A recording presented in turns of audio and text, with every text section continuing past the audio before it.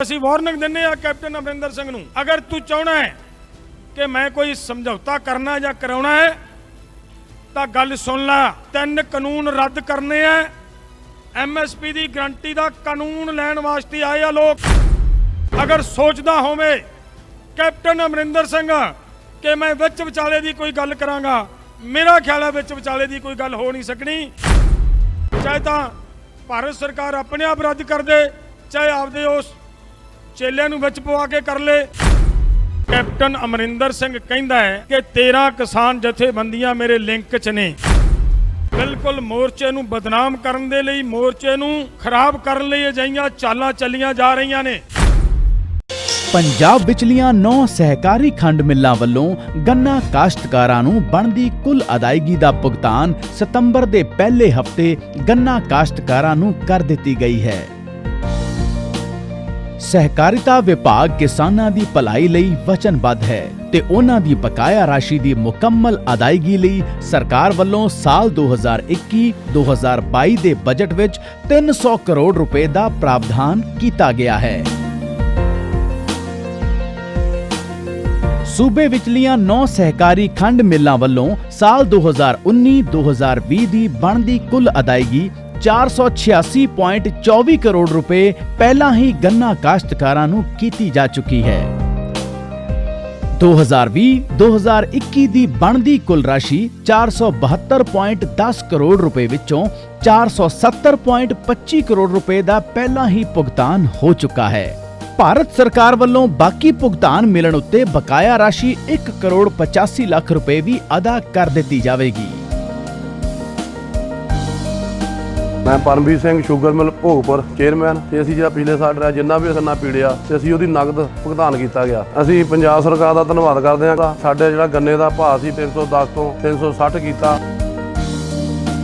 मैं रमनदीप सिंह कडियाना राजपूतां दा किसान हाँ, जो इत्थे मिल च गन्ना दे रहे हैं। काफ़ी ਜ਼ਿਮੀਂਦਾਰ ਆਲੇ ਦੁਆਲੇ ਏਰੀਏ ਦੇ ਖੁਸ਼ ਹਨ।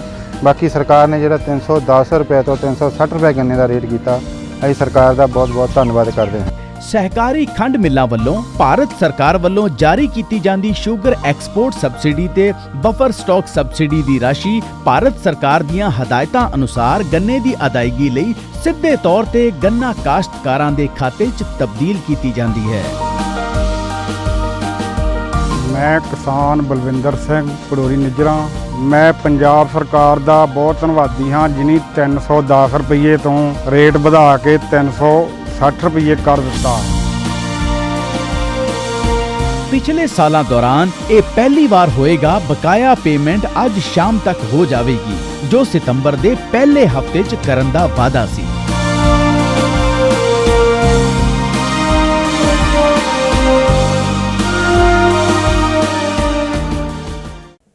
महीने पूरे हो जाते साढ़े अज तक शहीद हो चुके समूह उन्हां शहीदां नूं समर्पित दिहाड़ा मनाउण दा एक यतन कीता है। अजनाला साहब ने दस्सिया कि किस तरीके दे नाल लखीमपुर खीरी दे विच अपनियां गड्डियां दे थल्ले दरड़ के साडे किसानां नूं शहीद किया गया।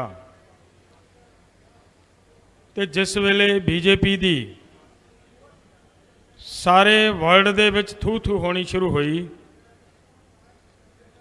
तां फिर उस आपदी थू थू तो बचण दे लई किस तरीके दे नाल इत्थे इस मोर्चे दे विच मोर्चे नूं बदनाम करन दियां साजिशां रचियां गईयां और उन्होंने वड्डी पद्धर दे उत्ते फिर प्रैस दे राही उछालण की कोशिश की गई। पर एक गल जरूर है, मैं अगे भी बहुत बारी गल की है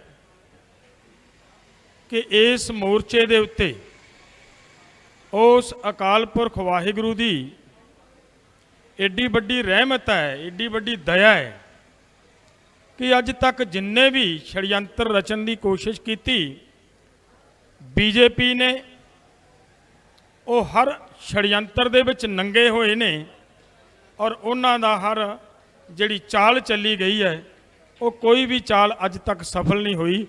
ये उस सतगुरु की रहमत ਉਹਦੇ ਸਦਕਾ ਸਾਰਾ ਕੁਝ ਆਪਣੇ ਆਪ ਠੀਕ ਹੋ ਰਿਹਾ ਹੈ।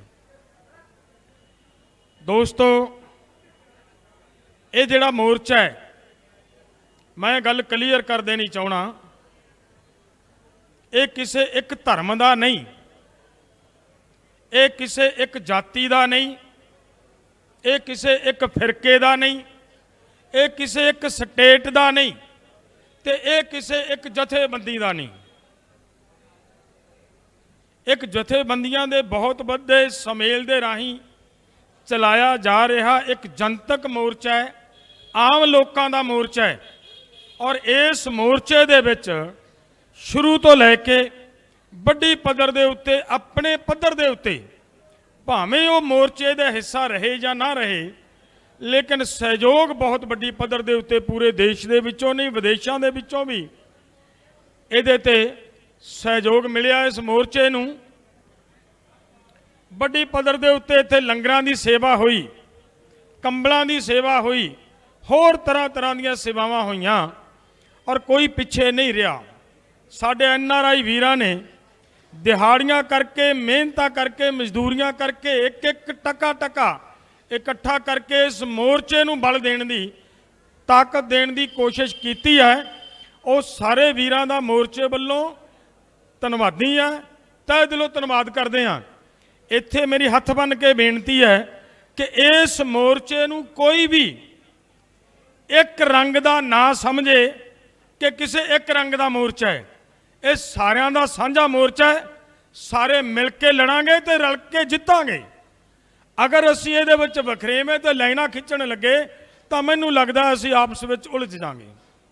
ਸੋ ਇਸ ਗੱਲ ਦੇ ਉੱਤੇ ਸਾਨੂੰ ਬਹੁਤ ਧਿਆਨ ਦੇਣ ਦੀ ਲੋੜ ਹੈ।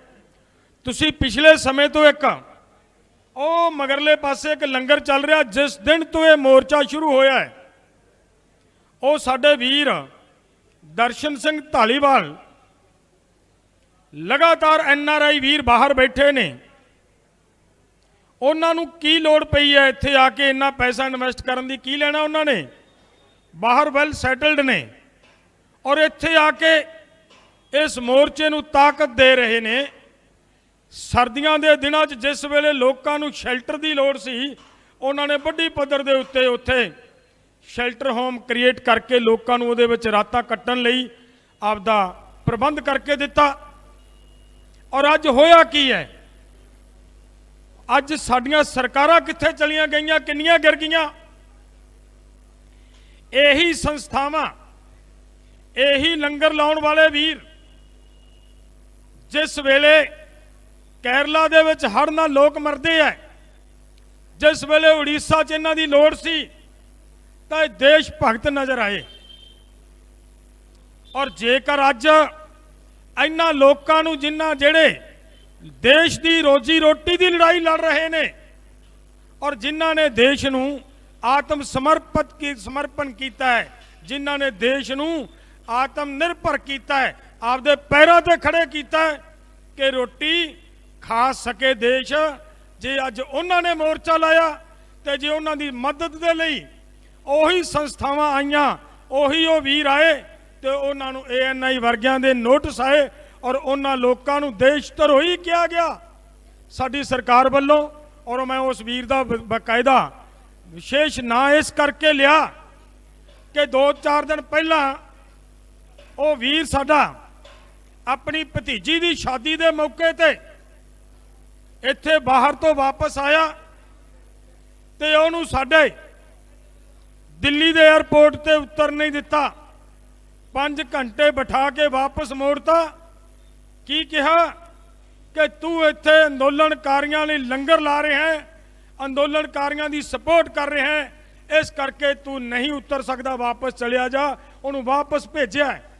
ਜਿਹੜਾ ਅਤੀ ਘਿਨੌਣੀ ਹਰਕਤ ਹੈ ਭਾਰਤ ਸਰਕਾਰ ਦੀ, ਜਿਹਨੂੰ ਅਸੀਂ ਸੰਯੁਕਤ ਮੋਰਚੇ ਵੱਲੋਂ ਕੌਰ ਸ਼ਬਦਾਂ ਦੇ ਵਿੱਚ ਨਿੰਦਾ ਕਰਦੇ ਹੋਏ ਨਿਖੇਧੀ ਕਰਦੇ ਹਾਂ। ਔਰ ਇੱਥੋਂ ਦੀ ਮਾਨਯੋਗ ਸੁਪਰੀਮ ਕੋਰਟ ਨੂੰ ਅਸੀਂ ਇਹ ਕਹਿਣਾ ਚਾਹੁੰਦੇ ਹਾਂ ਕਿ ਅੱਜ ਲੋੜ ਆ ਸੁਪਰੀਮ ਕੋਰਟ ਦੀ।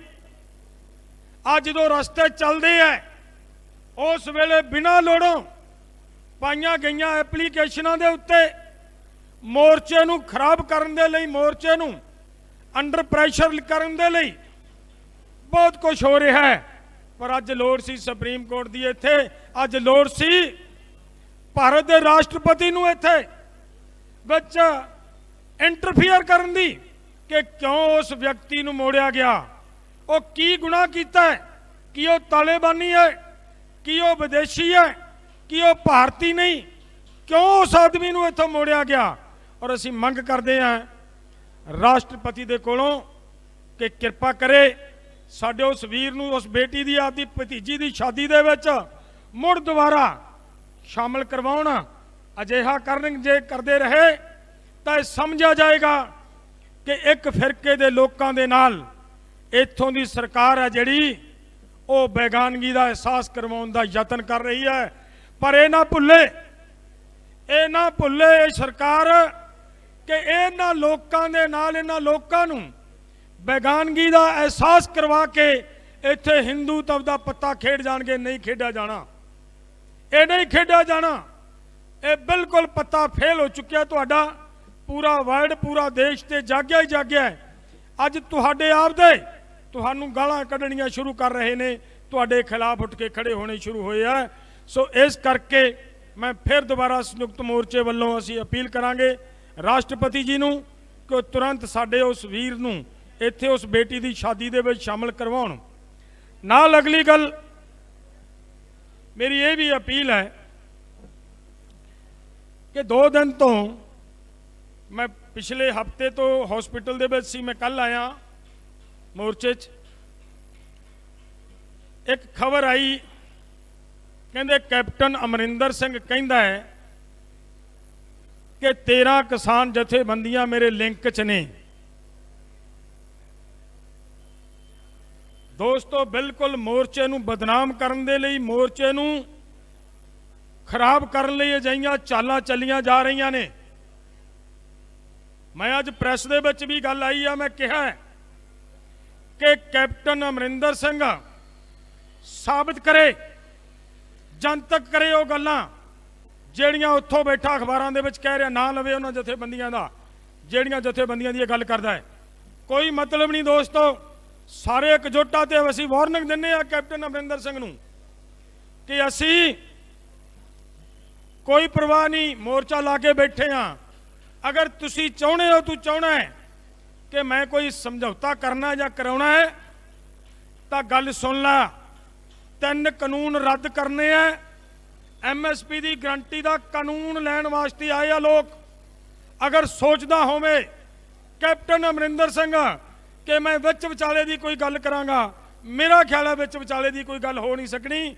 ਇਹ 3 ਕਾਨੂੰਨ ਰੱਦ ਕਰਵਾਉਣੇ ਆ, ਚਾਹੇ ਤਾਂ ਭਾਰਤ ਸਰਕਾਰ ਆਪਣੇ ਆਪ ਰੱਦ ਕਰ ਦੇ, ਚਾਹੇ ਆਪਦੇ ਉਸ ਚੇਲਿਆਂ ਨੂੰ ਵਿੱਚ ਪਵਾ ਕੇ ਕਰ ਲੈ। ਸਾਨੂੰ ਇਹਨਾਂ ਗੱਲਾਂ ਨਾਲ ਕੋਈ ਫਰਕ ਨਹੀਂ ਪੈਣਾ, ਪਰ ਇਹ ਜ਼ਰੂਰ ਆ ਕਿ 3 ਕਾਨੂੰਨ ਰੱਦ ਕਰਵਾਏ ਬਿਨਾ ਪਿੱਛੇ ਨਹੀਂ ਹਟਾਂਗੇ। MSP ਦੀ ਗਰੰਟੀ ਦਾ ਕਾਨੂੰਨ ਲੈ ਕੇ ਜਾਵਾਂਗੇ। ਇਹਦੇ ਤੇ ਲੜਨ ਵਾਸਤੇ ਆਏ ਆ ਦੋਸਤੋ। ਇੰਨੀ ਕਿ ਮੇਰੀ ਬੇਨਤੀ ਪ੍ਰਵਾਨ ਕਰਿਓ। ਵਾਹਿਗੁਰੂ ਜੀ ਕਾ ਖਾਲਸਾ, ਵਾਹਿਗੁਰੂ ਜੀ ਕੀ ਫਤਿਹ।